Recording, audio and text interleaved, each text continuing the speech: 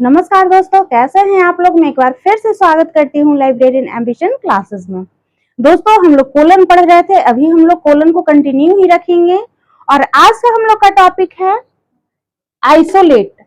Isolate को हिंदी में एकल कहते हैं। तो आइए समझते हैं कि एकल क्या है। एकल विचारों का वह मिश्रित विचार है। एकल क्या है? एकल विचारों का वह मिश्रित विचार है जो किसी विषय के अंग के रूप में प्रयुक्त होने योग्य होता है परंतु खुद एक विषय नहीं बन सकता। और एकल दो प्रकार का होता है, सामान्य एकल और विशिष्ट एकल। तो आइए अब हम लोग देखते हैं एकल के बारे में। देखिए, ऐसे तो क्वेश्चन आंसर होता है, लेकिन एकल को यहाँ पे आप लोग ऐसे नोट करके इसका डिफिनेशन लिख लीजिए। ये क्या होता है ऐसे करने से कि आप जब भी नोटबुक खोलेंगे तो आपको इसका डिफिनेशन देखेंगे तो अच्छे से याद हो जाएगा, पता चलेगा कि क्या है। ठीक है,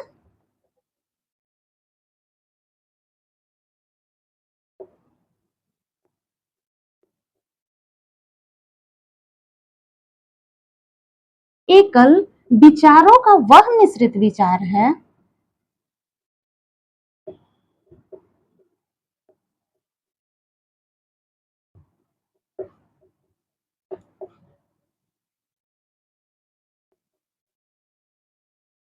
एकल विचारों का वह मिश्रित विचार है जो किसी विषय के अंग के रूप में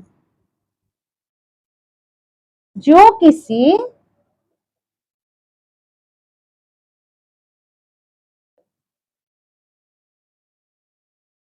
विषय के अंग के रूप में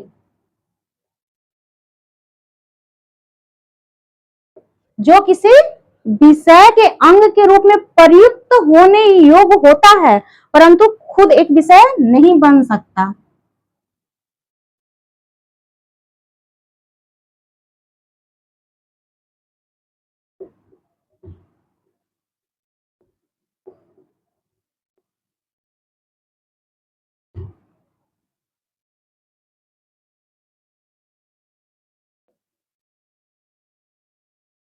होता है परंतु खुद एक विषय नहीं बन सकता।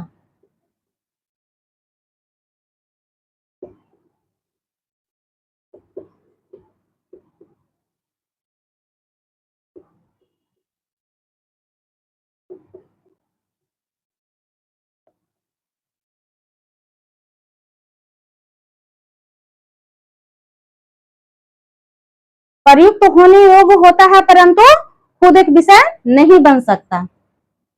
ठीक है, देखिए, एकल विचारों का वह मिश्रित विचार है। एकल विचारों का वह मिश्रित विचार है जो किसी विषय के अंग के रूप में प्रयुक्त होने योग्य होता है परंतु खुद एक विषय नहीं बन सकता।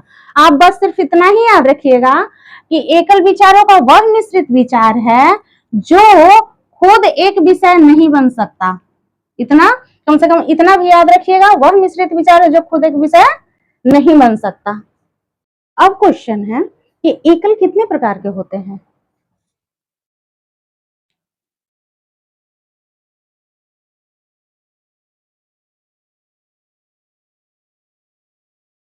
एकल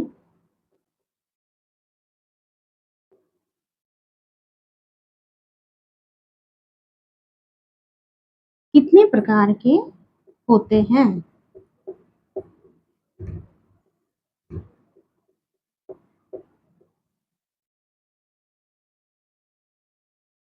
एकल दो प्रकार के होते हैं। एकल दो प्रकार के होते हैं।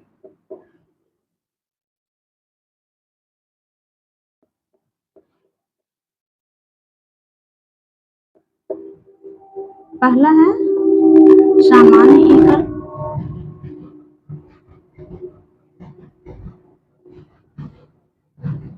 दूसरा है विशिष्ट एकल।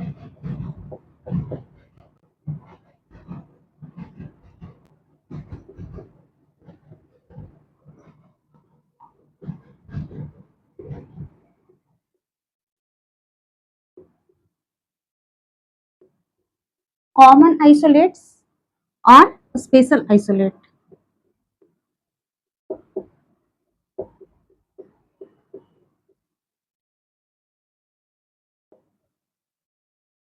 कितने प्रकार के होते हैं अंकल?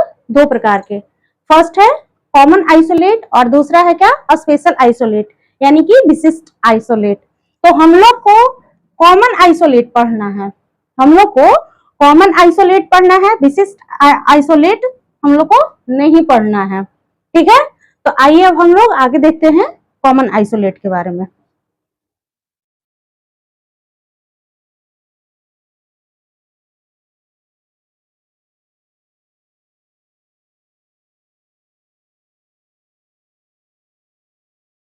अब देखते हैं कि कॉमन आइसोलेट कितने प्रकार के होते हैं।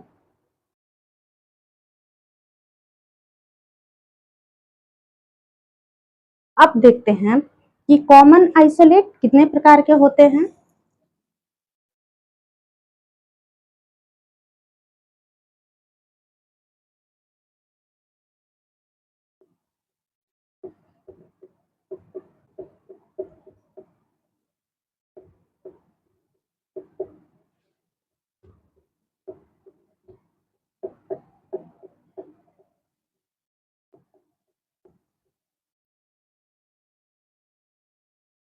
तो कॉमन आइसोलेट 2 प्रकार के होते हैं, ACI और PCI।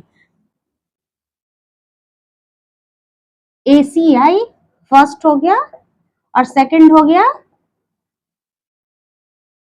PCI।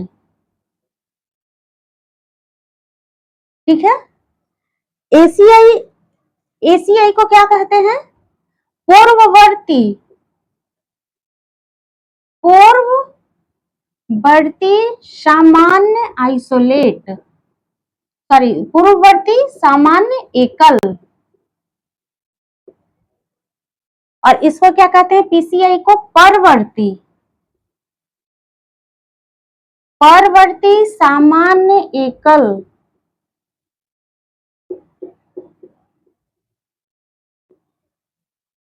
क्या है?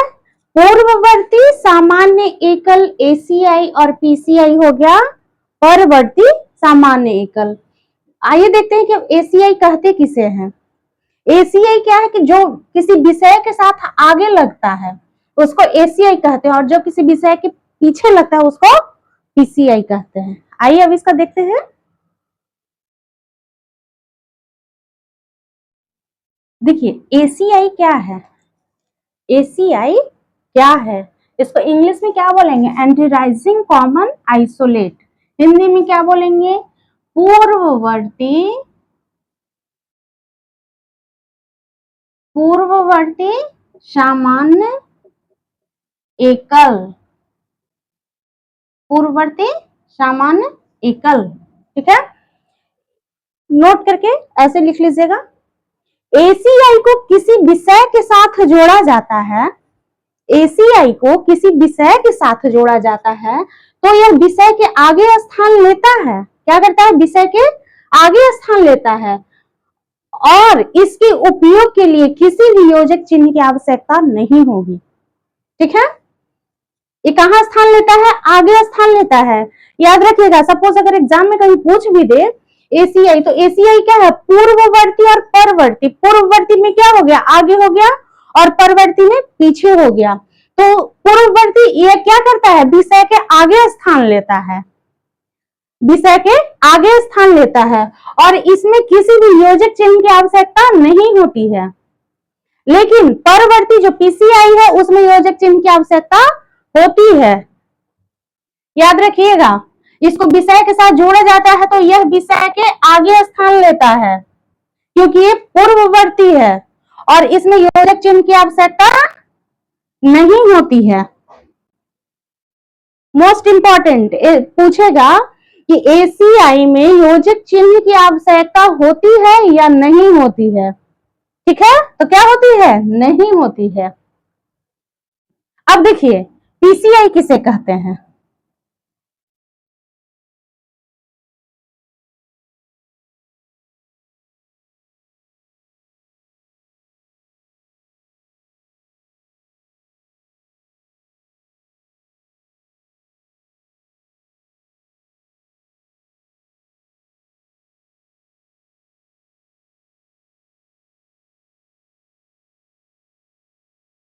पोस्चराइजिंग कॉमन आइसोलेट, पीसीआई को कहते हैं, परवर्ती सामान्य एकल।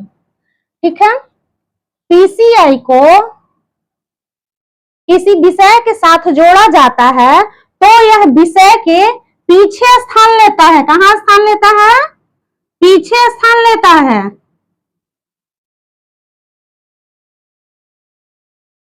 पीछे स्थान लेता है और इसके उपयोग के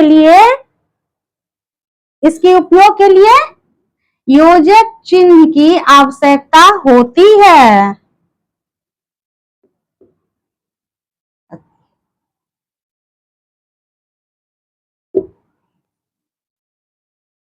इसके उपयोग के लिए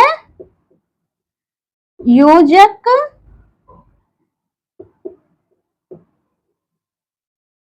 चिन्ह की आवश्यकता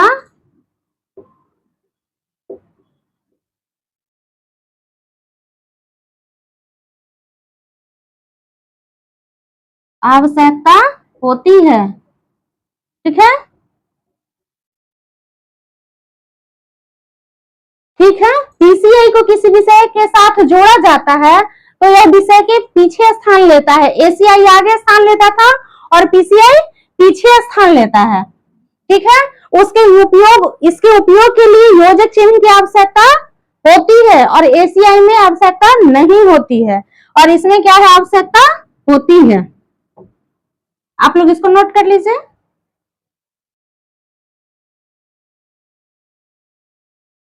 अब क्वेश्चन है कि एसीआई कितने प्रकार के होते हैं? क्वेश्चन,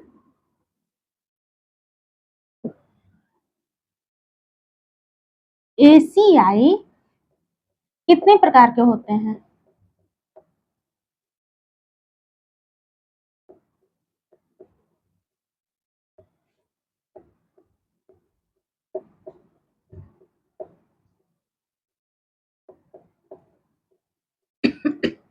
एसीआई 3 प्रकार के होते हैं।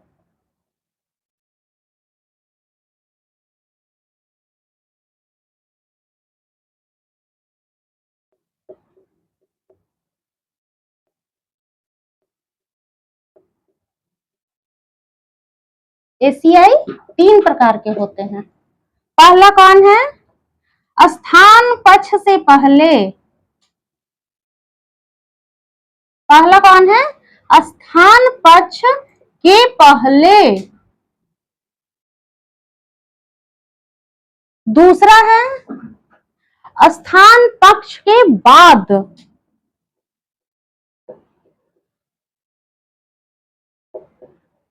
स्थान पक्ष के बाद। और तीसरा है काल पक्ष के बाद। काल पक्ष के बाद। ठीक है, स्थान पक्ष के पहले, स्थान पक्ष के बाद और काल पक्ष के बाद। क्वेश्चन यही पूछेगा कि एसीआई कितने प्रकार के होते हैं, तो एसीआई 3 प्रकार के होते हैं। ठीक है, एसीआई 3 प्रकार के होते हैं। ये नहीं पूछेगा, अगर सपोज पूछते तो याद रखिए स्थान पक्ष के पहले, स्थान पक्ष के बाद और काल पक्ष के बाद। अब देखते हैं कि पीसीआई कितने प्रकार के होते हैं। ठीक है,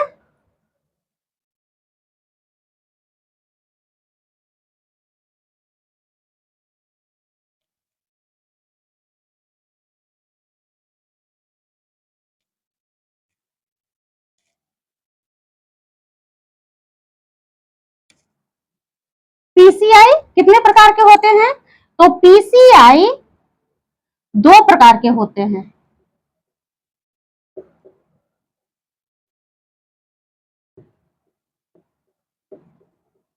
पीसीआई कितने प्रकार के होते हैं? 2 प्रकार के। कौन कौन? पहला हो गया ईपीसीआई और दूसरा हो गया, पहला हो गया सॉरी पीपीसीआई और दूसरा हो गया ईपीसीआई। पीपीसीआई क्या है? तो पीपीसीआई क्या है? तो पीपीसीआई पर्सनालिटी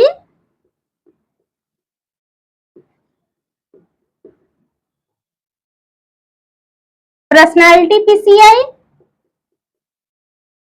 दूसरा है एनर्जी पीसीआई। दूसरा क्या है? Energy PCI. ठीक है। ईपीसीआई का क्या होगा? योजक चिन्ह कॉमा, और ईपीसीआई का क्या होगा? कोलन। हम लोग ये क्या है? पेमिस्ट वाला ही है। पेमिस्ट जो था वही है 5, जिसमें पर्सनैलिटी का क्या था? कॉमा।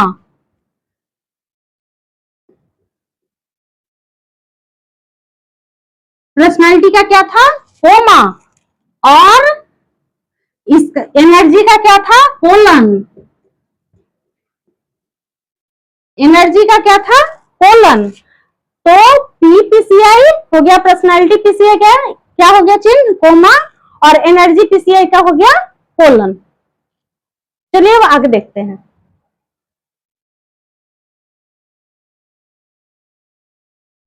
क्वेश्चन कि किसमें योजक चिन्हों का प्रयोग होता है?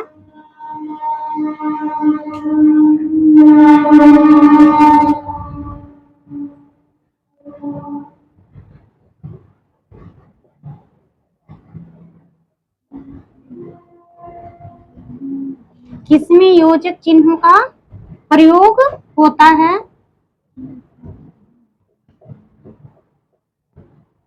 होता है। तो किसमें होता है योजक चिन्हों का प्रयोग? पीसीआई में। ठीक है। फिर क्वेश्चन है किसमें योजक चिन्हों का प्रयोग नहीं होता है? किसमें योजक चिन्हों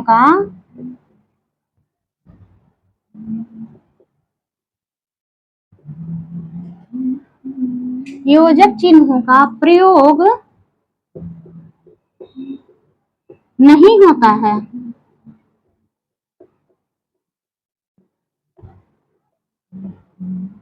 तो किसमें नहीं होता है?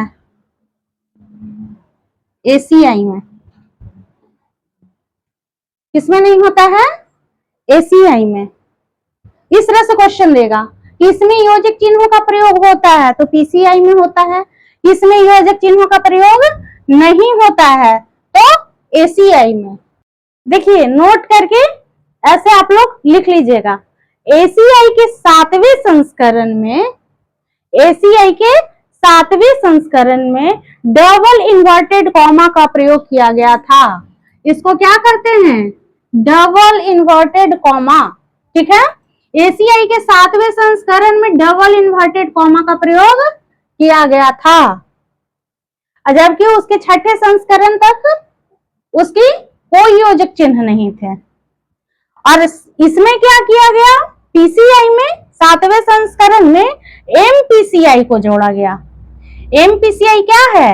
ये मैटर है। और इसका योजक चिन्ह क्या कर दिया गया? सेमीकोलन। क्या कर दिया गया? सेमीकोलन। इसका योजक चिन्ह सेमीकोलन कर दिया गया, जबकि इसका योजक चिन्ह क्या क्या था? कॉमा था और कोलन था, और इसमें एमपीसीआई जोड़ा गया और इसका योजक चिन्ह सेमीकोलन कर दिया गया। और इसके 7वें संस्करण में क्या कर दिया गया? डबल इन्वर्टेड कॉमा, जबकि 6ठे संस्करण तक इसका कोई योजक चिन्ह नहीं था। ठीक है। इसको आप लोग लिख लीजिएगा, डबल इन्वर्टेड कॉमा। अगर नहीं समझ में आया तो ब्रैकेट में करके लिख लीजिएगा। ठीक है। तो चलिए आगे देखते हैं कॉमन आइसोलेट के बारे में। देखिए ये कॉमन आइसोलेट के नंबर हैं और टर्म है। मेन क्लास में जितना भी होता है सारा कैपिटल लेटर होता है, लेकिन इसमें क्या है? सारा स्मॉल है।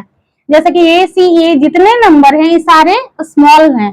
अगर आपको कहीं देखने में लगे भी कि ये कैपिटल है तो नहीं, ये सारे स्मॉल हैं और आपको भी ये सारे स्मॉल ही लिखने हैं। ठीक है। तो ए क्या है? बिबिलियोग्राफी। क्या है? बिबिलियोग्राफी। सी क्या है? कॉन्कॉर्डेंस। डी से table. E formula. F atlas. K cyclopedia. M periodical. P conference. N serial. और भी history, W biography, X works, Y1 program of instruction, Y2 syllabus, Y3 synopsis, Y4 scope, Y7 case study और Y8 है जो क्या है, digest. अंतिम में क्या है, डाइजेस्ट। उसमें मेन क्लास में सीसी में मेन क्लास में क्या थे, सारे कैपिटल लेटर्स थे, लेकिन इसमें सारे के सारे स्मॉल लेटर होंगे। ये क्या है, कॉमन आइसोलेट का है, नंबर और टर्म्स। जैसे कि आपसे क्वेश्चन पूछेगा कि कॉमन आइसोलेट में एटलस का नंबर क्या है, कॉमन आइसोलेट में एटलस का नंबर क्या है, तो क्या होगा, एफ। क्या होगा, एफ। 4 ऑप्शन दे देगा, उसमें आपको चूज करना है। या फिर कॉमन आइसोलेट में सिलेबस का नंबर क्या है, तो क्या है, Y2। इस तरह से इसका क्वेश्चन पूछता है। इस नंबर को एकदम अच्छे से याद कर लीजिएगा, ठीक है, क्योंकि एग्जाम में ऐसे ऐसे करके क्वेश्चन पूछ देता है। आप लोग इसको नोट कर लीजिए और अच्छे से इसको याद भी कर लीजिए, क्योंकि एक आध क्वेश्चन इससे आ ही जाता है।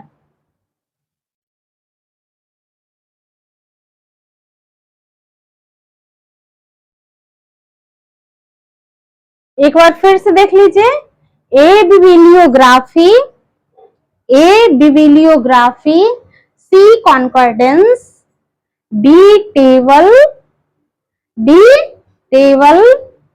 ई formula, F atlas, K cyclopedia, M periodical, T conference, N serial, B history, W biography.